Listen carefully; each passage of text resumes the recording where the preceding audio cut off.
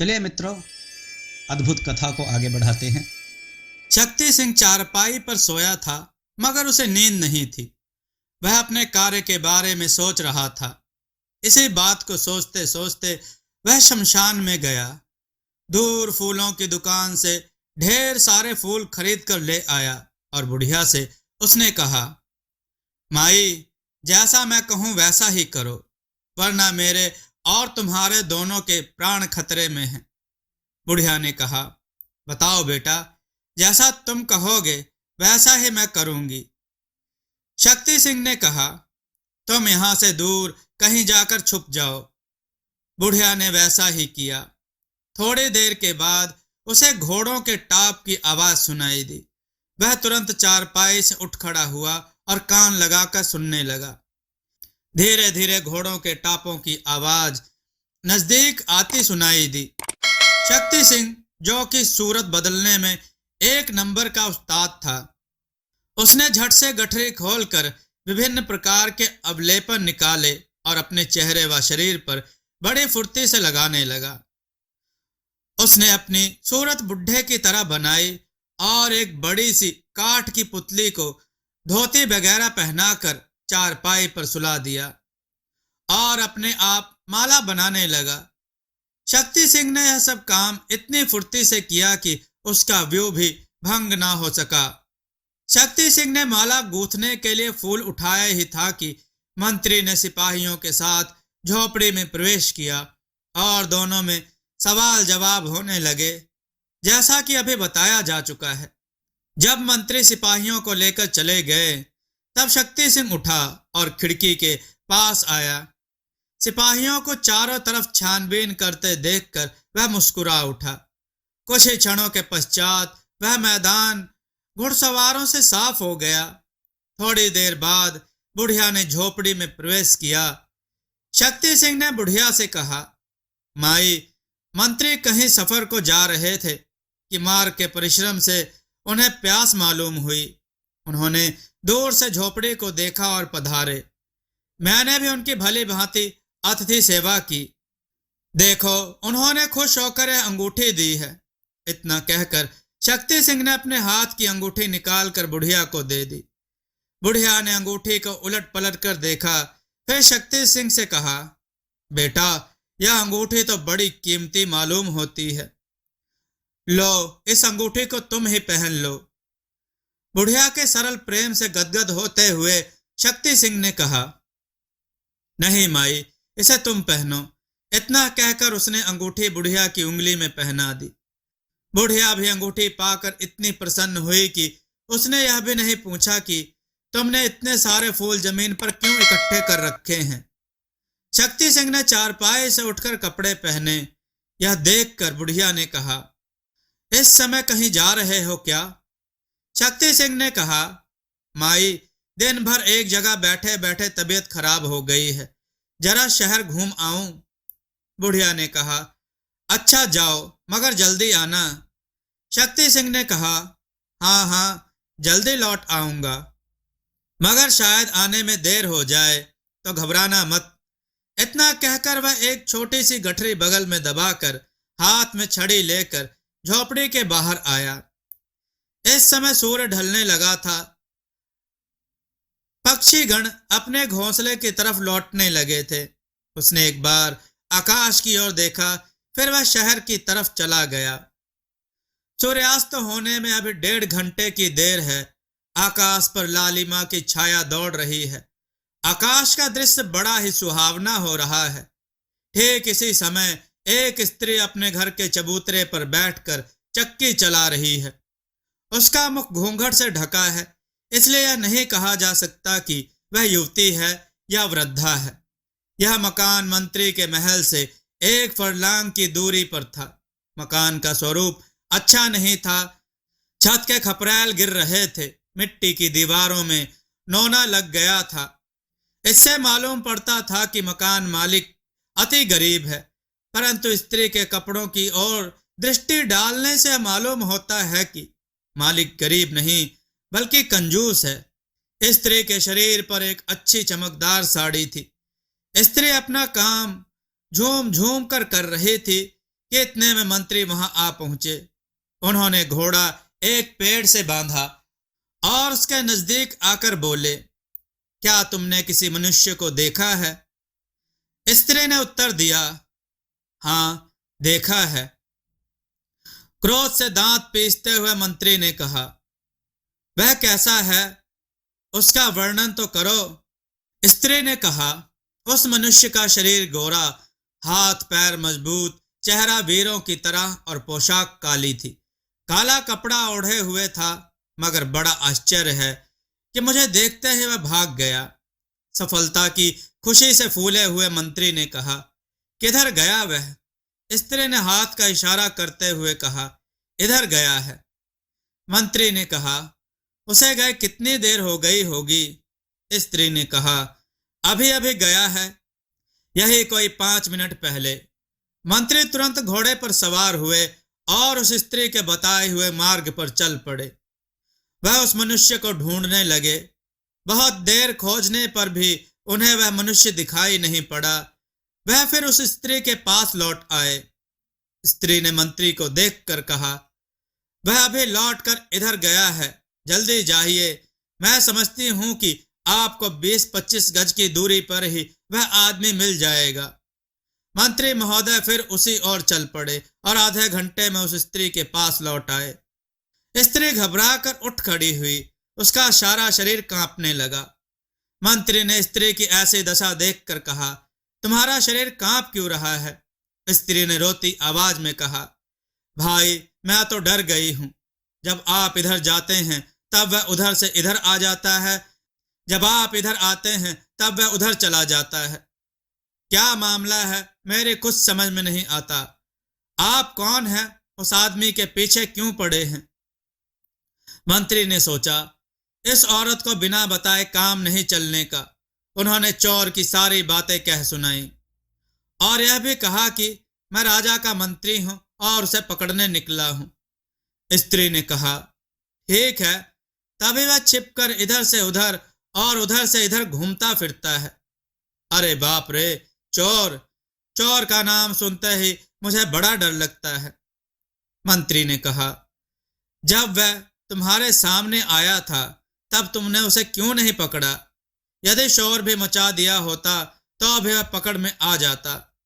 स्त्री ने कहा, अन्नदाता, भला मुझे क्या मालूम कि वह चोर है, और यदि मालूम भी हो जाता तो भी मैं उसे कैसे पकड़ सकती थी? क्या कोई स्त्री एक हट्टे कट्टे जवान को अपने काबू में कर सकती है? मंत्री ने कहा, अच्छा, अब बताओ वो किधर गया है? स्त्री ने मंत्री के प्रश्नों का उत्तर ना देकर अपने स्वर में जमाने भर का आश्चर्य भरते हुए कहा, अच्छा, अब मुझे मालूम हुआ कि दुष्ट चोर समय बिताना चाहता है। वह दुष्ट सोचता है कि जब अच्छी प्रकार रात हो जाए तब महल में जाऊं, ऐसा उसने सोचा होगा। मगर बच्चा, याद रखना, हमारे महाराज के महल में चोरी करना खिलवाड़ नहीं है। अपनी मौत ही समझ ले वो। फिर स्वगत भाषण करते हुए चोर को लक्ष्य करके बोली, अरे पापी दुष्ट, तू हम मूढ़ ग्रामीण को धोखा दे सकता है मगर हमारे अन्नदाता से नहीं बच सकता। फिर वह मंत्री से विनय पूर्वक बोली, अन्नदाता, मैं समझती हूं कि वह अभी इधर से निकलेगा। मैं आपको अभी साड़ी देती हूं, उसे पहनकर आप मेरा काम कीजिए। जब चोर आएगा तो वह मुझे समझेगा, यहीं वह मात खा जाएगा। बस आप उसे तुरंत पकड़ लीजिए। आप मर्द हैं, उसे गिरफ्तार करने में आपको क्या देर लगेगी? मैं स्त्री हूं, मैं क्या कर सकती हूं? स्त्री ने अपनी बात ही ऐसे ढंग से कही थी कि मंत्री को उसकी बात में दम नजर आया। मंत्री ने उसका कहना मान लिया। स्त्री ने अंदर से एक साड़ी लाकर दे दी। मंत्री ने अपने कपड़े उतार डाले और साड़ी पहनकर उन्होंने उस स्त्री का काम अर्थात चक्की चलाना आरंभ कर दिया। 1 घंटा बीता, 2 घंटा बीता। स्त्री रूपी मंत्री को वहां कोई भी व्यक्ति आता जाता नहीं दिखाई दिया। चक्की चलाते चलाते बेचारे के हाथों में छाले पड़ गए। आखिरकार वे वहां से उठे और भीतर गए। आंगन लांग कर जैसे वह एक कोठरी में घुसे कि वहां की हालत देखकर चौंक पड़े। उन्होंने देखा कि एक स्त्री और एक पुरुष बंधे पड़े हैं। उन्होंने फौरन उन दोनों को बंधन से मुक्त किया और पूछा, तुम्हारी ऐसी हालत किसने बनाई है? वृद्ध ने कहा, एक युवक पानी मांगने आया था। मैं उसे पानी पिला रहा था कि इतने में उसने मुझे पकड़ लिया और मेरे मुंह में कपड़ा ठूस कर हाथ पैर बांध दिए। इसी प्रकार बुढ़िया की भी उसने दुर्दशा की।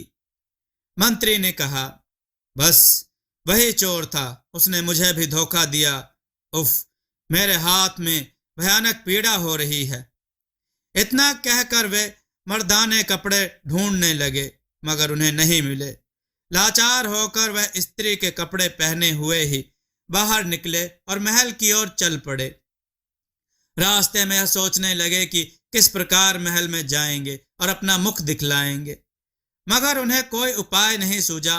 अंत में उन्होंने निश्चय किया कि अपने खास कमरे में जाऊंगा और मर्दाने कपड़े पहन लूंगा। इतना सोचकर उन्होंने एक हाथ लंबा घूंघट निकाल लिया और महल के फाटक पर जा पहुंचे।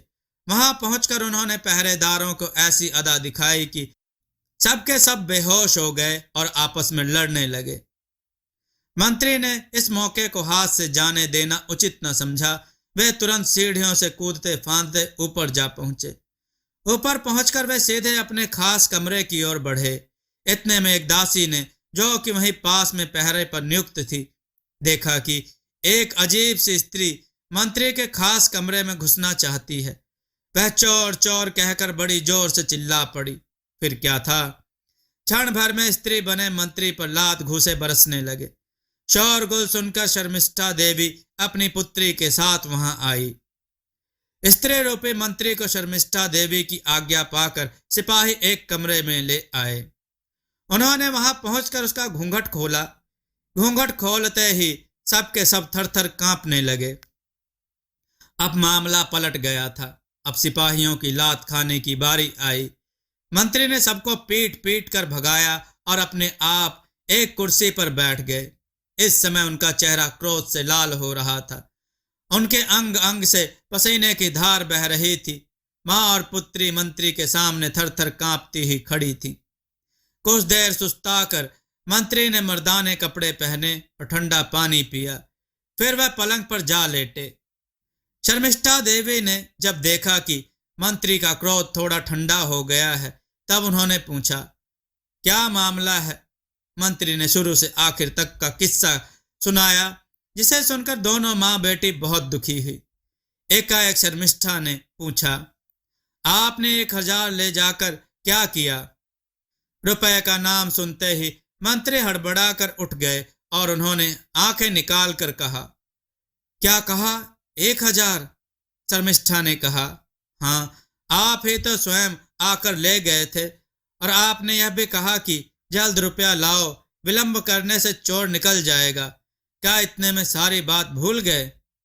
अब मंत्री के समझने में कोई कसर बाकी न रही। उन्होंने माथे पर हाथ मारते हुए कहा, मेरे कपड़े पहनकर चोर तुम्हें भी धोखा दे गया।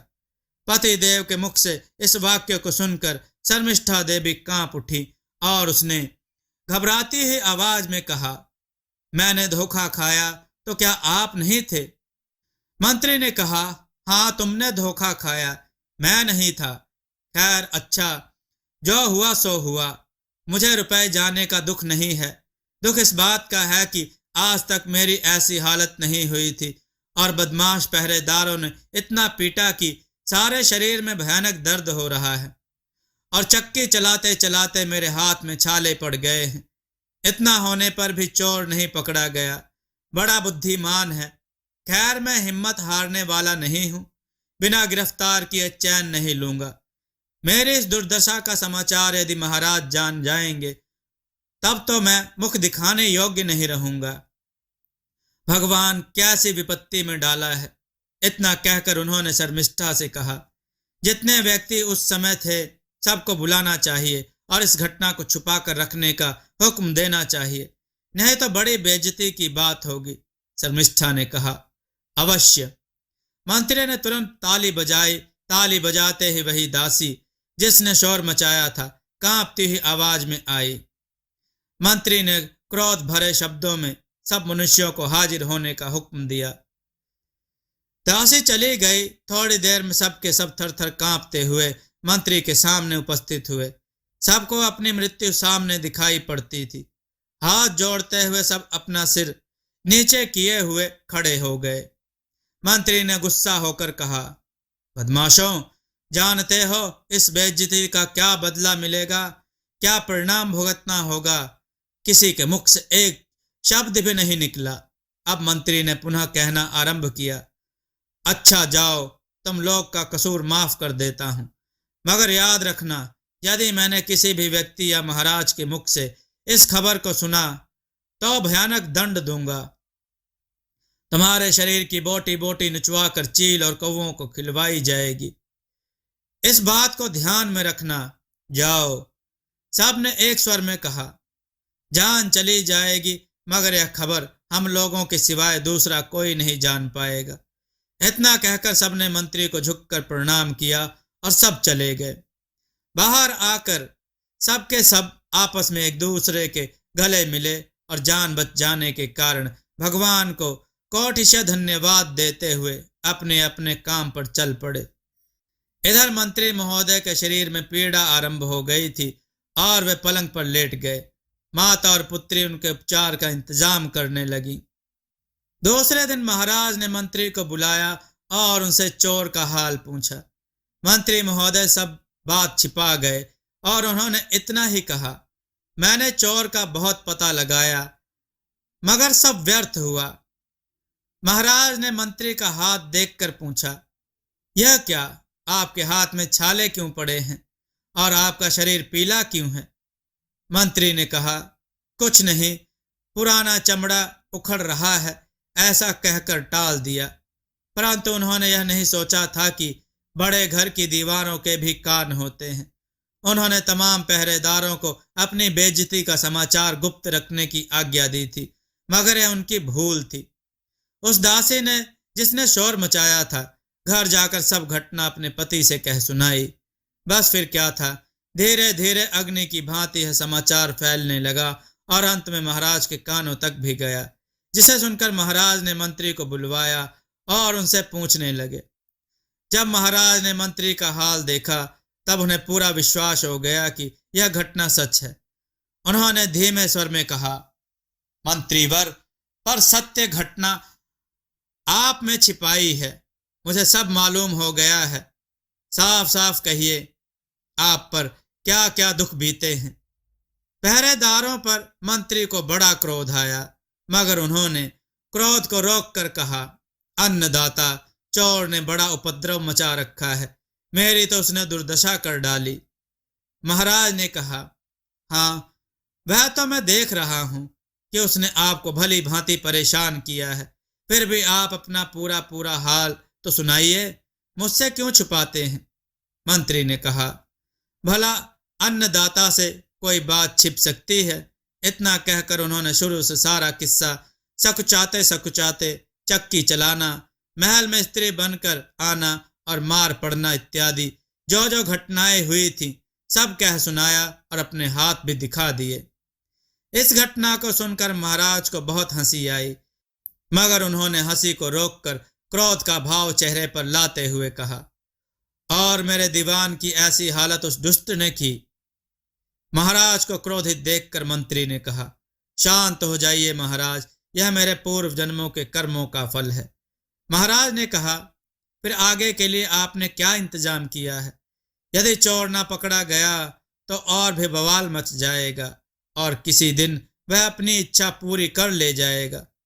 मंत्री ने कहा, महाराज घबराइए नहीं, मैं इन्हीं हाथों से उस दुष्ट चोर को पकड़ लूंगा।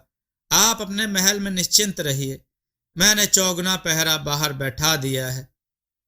वह तो वह रहा, किसी चिड़िया की भी मजाल नहीं कि आपके हुक्म के बिना महल में जा सके। महाराज ने कहा, मेरा तो आप पर ही भरोसा है, आगे भगवान की जो इच्छा। इतना कहकर महाराज उठ खड़े हुए और साथ ही मंत्री ने भी अपने पैरों को सीधा किया। महाराज अपने महल में चले गए और मंत्री महोदय अपने महल की ओर बढ़े। महल में पहुंचते उन्होंने आदेश दिया, सिपाहियों को और दासी को हाजिर करो। थोड़ी देर में पहरेदार ने आकर कहा, सब सिपाही कल रात से लापता हैं, उनके घर खाली पड़े हैं।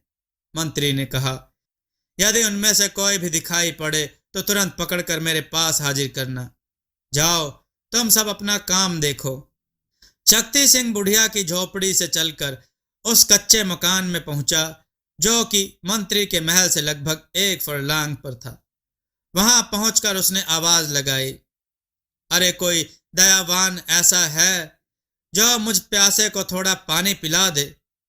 भिखमंगे की आवाज सुनकर एक बूढ़ा हाथ में जल का लोटा लिए बाहर आया और भिखमंगे को पानी पिलाने लगा। शक्ति सिंह ने मौका पाकर बूढ़े को अपने काबू में कर लिया। उसके बाद बुढ़िया की भी उसने वही दशा की और अपने आप एक साड़ी पहनकर चक्की चलाने लगा। फिर उसने मंत्री को चक्कर में डाल दिया। जब मंत्री साड़ी पहनकर चक्की चलाने लगे उस समय शक्ति सिंह ने उनके कपड़े उठा लिए और भीतर जाकर उनकी सूरत बना ली। उनके कपड़े पहन लिए, फिर वह सीधे उनके महल की ओर चल पड़ा। थोड़ी देर में वह महल के फाटक पर जा पहुंचा। पहरेदार ने अपने मालिक को देखकर सलाम किया और रास्ता छोड़ दिया। धीरे धीरे शक्ति सिंह ऊपर जा पहुंचा। वह सोच ही रहा था कि मुझे किस तरफ जाना है कि इतने में शर्मिष्ठा देवी आई और उन्होंने कहा, क्या चोर पकड़ा गया? धुरंधर शक्ति सिंह ने तुरंत ताड़ लिया कि यही मंत्री की पत्नी है। उसने झट से कहा, बस चोर पकड़ा ही समझो, तुम जल्द से 1000 रुपए लाओ, विलंब करने से चोर भाग जाएगा। बेचारी शर्मिष्ठा को क्या मालूम था कि मेरे पति के रूप में चोर है। उसने तुरंत रुपया ला दिया और शक्ति सिंह लेकर चला गया। रुपया लेकर शक्ति सिंह सीधा बुढ़िया की झोपड़ी में आ पहुंचा। बुढ़िया अपने माने हुए बेटे का आसरा देख रही थी। शक्ति सिंह को देखकर उसने घबराहट से पूछा, बेटा इतनी रात तक कहां थे? शक्ति सिंह ने हंसते हुए रुपए की थैली बुढ़िया के हाथ में दे दी। बुढ़िया ने उसे खोलकर देखा और खुशी के मारे नाचने लगी। इस खुशी में उसने यह भी नहीं पूछा कि इतने रुपए कहां से लाए। फिर खुशी खुशी बुढ़िया ने शक्ति सिंह को भोजन खिलाया। शक्ति सिंह भोजन से निवृत्त होकर चारपाई पर लेटा और थोड़ी ही देर में निद्रा देवी की गोद में पहुंच गया। इधर बुढ़िया ने भी सब काम समाप्त कर अपना बिस्तर बिछाया। थोड़ी देर तक वह अपने इस माने हुए बेटे के लिए भगवान से प्रार्थना करती रही, फिर बिस्तर पर लेट गई। मित्रों, आपको यह कथा कैसी लग रही है कमेंट में जरूर बताइएगा और कमेंट में जय श्री राम लिखना ना भूलिएगा। दोस्तों, आपको यह कथा कैसी लगी अपने विचार और सुझाव कमेंट में जरूर दें। हमारी कथाओं को लाइक करें, हमारे चैनल को सब्सक्राइब करना ना भूलें। हमारी कथाओं को शेयर जरूर करें जिससे लोगों को अच्छा ज्ञान प्राप्त हो। जय श्री राम भक्तों।